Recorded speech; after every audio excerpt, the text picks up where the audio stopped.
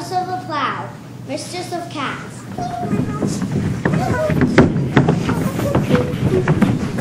She of the sacred 13 moons.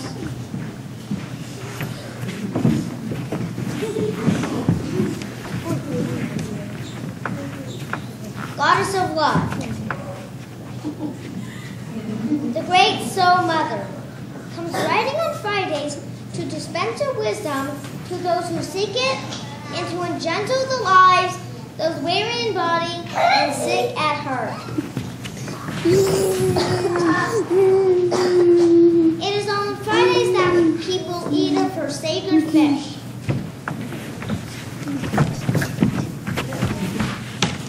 Bathe themselves in perfumed hot waters and cling to the love's sweet abandon. Freya comes riding, they say, in her chariot of light, drawn by 13 cats as sleek and black as night. Swift and silent she comes, they say, those who call out her name.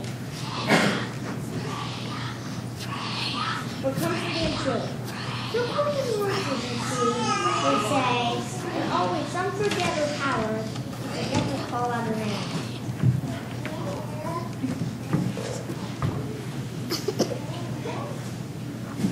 That is so now. That is so even 1,000 years ago, on a Friday night, in the dead of the winter, under the shining moon.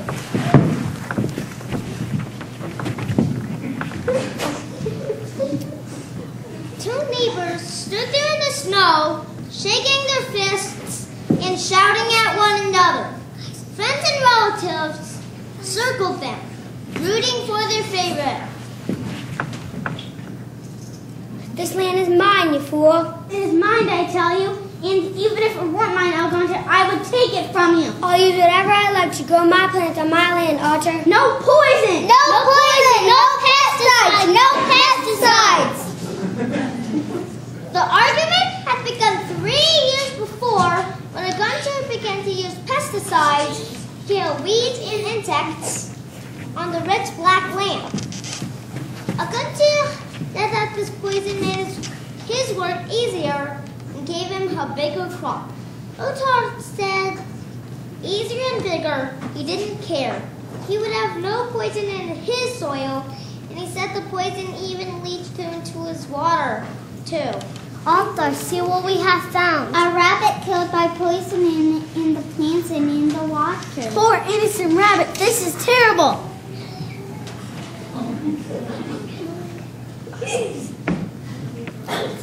See what your poison does? Algonquin, it does kill this rabbit. Take your poison and get out of here. You get out, Archer, we know it's good for you.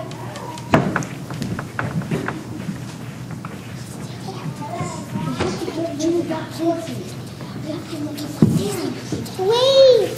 Stop fighting! The people recognized the old wise woman by her voice and her limp as the one the goddess speaks through. Archer against you. Freya shall decide on the question of your land.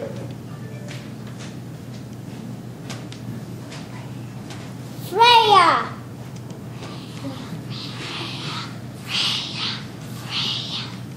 Freya! Freya! The one of you who knows those who have owned this land before you shall be the rightful owner of this piece of land. The one of you who shall own the land must name the longest list of those who have owned this land before you. Aye, this is wise and this is fair. You shall have until the next full moon. So be it!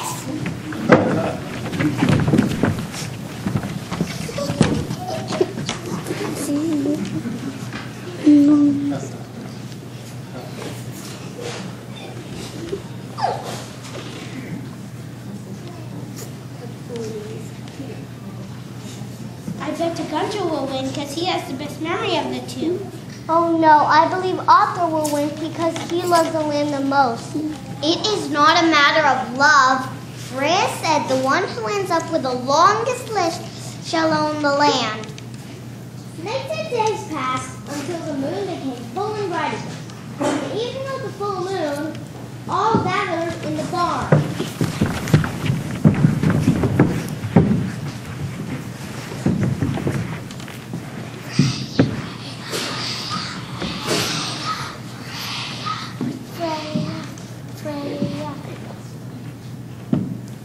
Ata Agantu, please stand up in honor of the goddess. Agantu, Freya shall hear you now. I have searched by listening to the elders and by reading the records by my own good memory.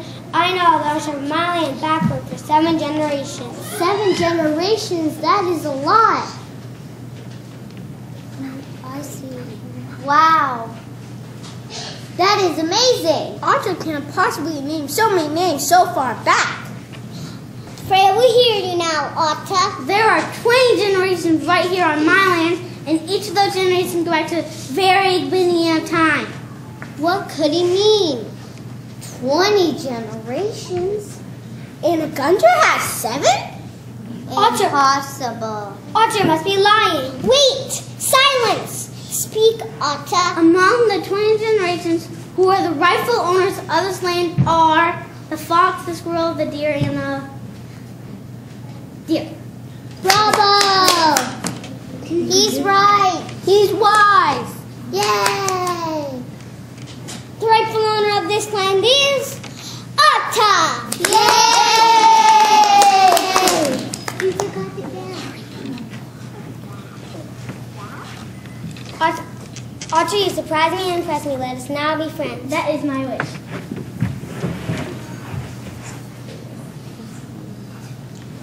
And also that Ata, that night, won the argument with the Gunter.